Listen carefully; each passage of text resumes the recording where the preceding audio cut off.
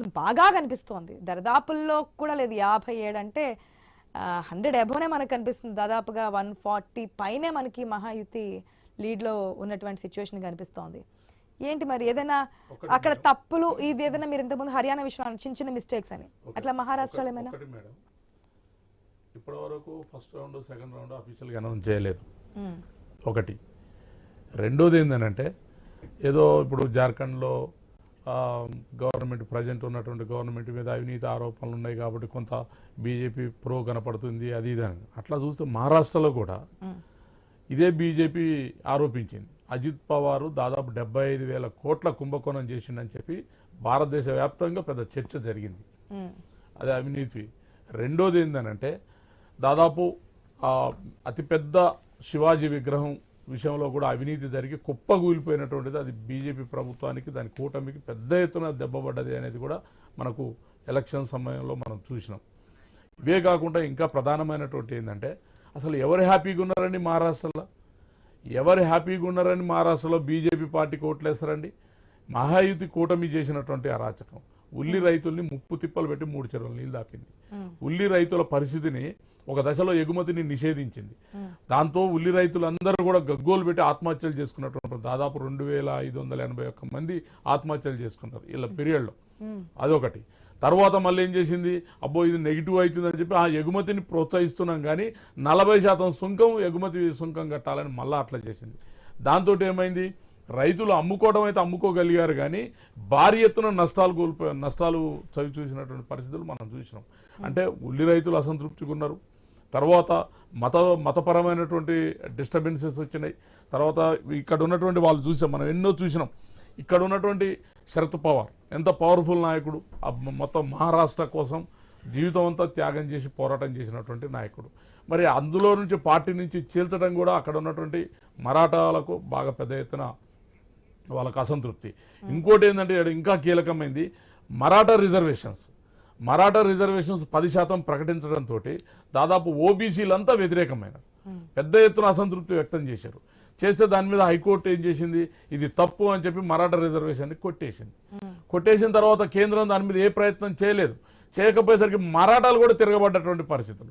అరే వీళ్ళు మమ్మల్ని ఏదో ఓటు రిజర్వేషన్ చూపించి మమ్మల్ని చేశారు తప్ప కేంద్రం ఏ రకంగా పట్టించుకోవడం లేదని చెప్పి మన లోక్సభ ఎన్నికల్లో మరాఠా ప్రాంతంలో 4 సీట్లలో బీజేపీ పోటీ చేస్తే 4 ఓడిపోయింది. అంటే మరాఠా ప్రజలు వ్యతిరేకంగా ఉన్నారు, ఉల్లి రైతులు వ్యతిరేకంగా ఉన్నారు, ఓబీసీలు వ్యతిరేకంగా ఉన్నారు.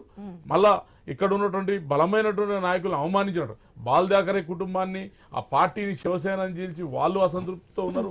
శరద్ పవారు మల్లయోధుడు, ఆ మహారాష్ట్రకు ఒక యుద్ధ వీరులాగా నిలబడి మహారాష్ట్ర ఏర్పాటులో కీలక పాత్ర పోషించినటువంటి శరద్ యాదవ్ పార్టీని కూడా చీల్చి దెబ్బకొట్టింది. వాళ్ళు అసంతృప్తిగా ఉన్నారు.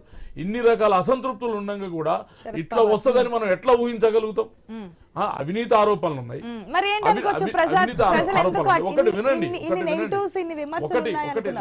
ఒకటి వినండి. అందుకనే ఇంకా మనకు 3-4 రౌండ్లు అయిన దాకా కూడా మనం ఏమి చెప్పలేము.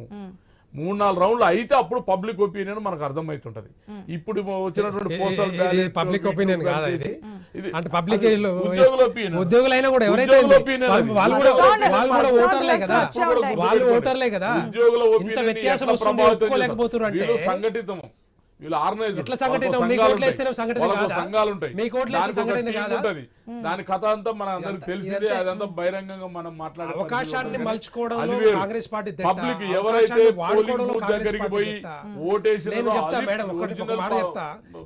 చీల్చిరు అంటున్నారు కదా. 2019లో భారతీయ జనతా పార్టీకి ఎన్ని సీట్లు వచ్చినాయి? 105 సీట్లు వచ్చినాయి. శివసేనకు ఎన్ని వచ్చినాయి? 150 పైన సీట్లు వచ్చినాయి. అధికారం ఎవరికి ఇవ్వాలి ఇక్కడ? భారతీయ జనతా పార్టీకి ఇవ్వాలా లేదా? భారతీయ జనతా పార్టీ తరఫున ముఖ్యమంత్రి అవ్వాలి. కానీ ఉద్ధవ్ ఠాక్రే ఏం చేసిండు, మాకు అంటే అధికార కాంక్ష కోసం నేను ముఖ్యమంత్రి కావాలని ఒక ఇది తోటి దుర్మార్గమైన ఆలోచన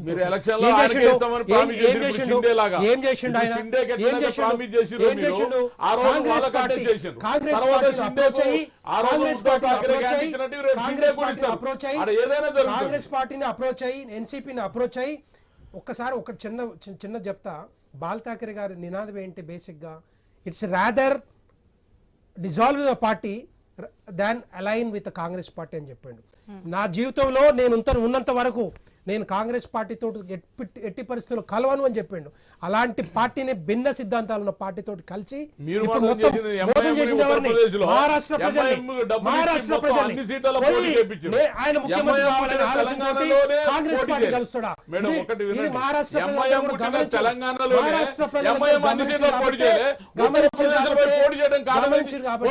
ముస్లింలు దొంగలు, ముస్లింలు అట్లా, ముస్లింలు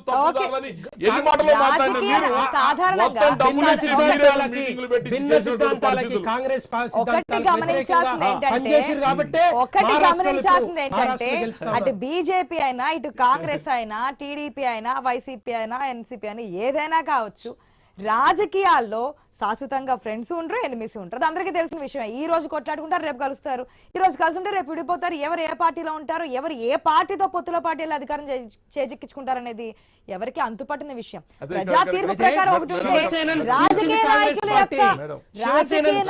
యొక్క రాజకీయ ఎదుగుదల కోసం కూడా నిర్ణయాలు తీసుకుంటున్నటువంటి సిచ్యువేషన్ మనకి కాదు, ఎప్పటి నుంచో కనిపిస్తున్నాయి. ట్రెండ్స్ మనకి ఎప్పటికప్పుడు మారిపోతున్నాయి. దాదాపుకి ఇంతకు ముందు చెప్పిన విధంగా మహారాష్ట్రలో మహాయుతి కూటమి 200 మార్కును క్రాస్ చేయడానికి దగ్గరగా ఉన్నటువంటి సిచ్యువేషన్. 198 స్థానాల్లో లీడ్లు అయితే కొనసాగుతుంది మహాయుతి. మనకి 201 స్థానాల్లో లీడ్లో కొనసాగుతున్నట్టు కనిపిస్తుంది. సో 200 మార్కును కూడా క్రాస్ చేసినటువంటి సిచ్యువేషన్ కనిపిస్తోంది. మహా వికాస్ అఘాడి 57 స్థానాల్లో కొనసాగుతోంది. ఇతరులు కూడా 10 నుంచి 11 స్థానాల వరకు వారి యొక్క ప్రాధాన్యం కొనసాగిస్తున్నటువంటి సిచ్యువేషన్. ఇక జార్ఖండ్ విషయానికి వస్తే జార్ఖండ్లో ఇంకా ఏ పార్టీ కూడా మ్యాజిక్ ఫిగర్ని క్రాస్ చేయలేదు. 81 స్థానాలు ఉన్నాయి. 81 స్థానాల్లో మనకి 41 స్థానాలను క్రాస్ చేయాల్సిన పరిస్థితి. ఇప్పుడు వస్తున్నటువంటి ట్రెండ్స్ ప్రకారం చూస్తే కనుక అక్కడ కూడా ఎన్డీఏ కూటమి ముందు వరుసలో నుంచున్నటువంటి సిచ్యువేషన్ మనకు కనిపిస్తుంది. జార్ఖండ్లో కూడా 45 అంటే మ్యాజిక్ ఫిగర్ని క్రాస్ చేసింది. ఇక ఇండియా కూటమి 35, ఇతరుల 3 స్థానాల్లో లీడ్లో కొనసాగుతున్నటువంటి సిచ్యువేషన్. 2 రాష్ట్రాలు కూడా మ్యాజిక్ ఫిగర్ క్రాస్ చేసింది కూడా మనకి ఎన్డీఏ కూటమి లీడ్లు అయితే కొనసాగుతున్నాయి. ఇప్పుడు ప్రజెంట్ ఉన్నటువంటి ట్రెండ్స్ ప్రకారం ఎగ్జిట్ పోల్స్ నిజమయ్యే అవకాశాలు ఎక్కువగా కనిపిస్తున్నాయి. At the same time Priyanka Gandhi కూడా లీడ్లో కొనసాగుతున్నారు. ఇప్పుడు ఉన్నటువంటి ట్రెండ్స్ ప్రకారం చూసుకుంటే రాబోయే రౌండ్స్ ప్రకారం తారుమారు అవుతాయా లేదంటే ఇదే కొనసాగుతాయా అనేది చూద్దాం. శేషు గారు గుడ్ మార్నింగ్ అండి. గుడ్ మార్నింగ్ శేషు గారు, అన్ని రాష్ట్రాలకు సంబంధించి మనం విశ్లేషణ చేస్తూ ఉంటాం. లాస్ట్ టైం కూడా హర్యానా విషయంలో కావచ్చు, మధ్యప్రదేశ్ విషయంలో కావచ్చు మనం మాట్లాడుకున్నాం. అప్పటి వరకు ఉన్నటువంటి సిచ్యువేషన్స్ వెంటనే చేంజ్ అయినటువంటి పరిస్థితులు కూడా మనం చూస్తున్నాం.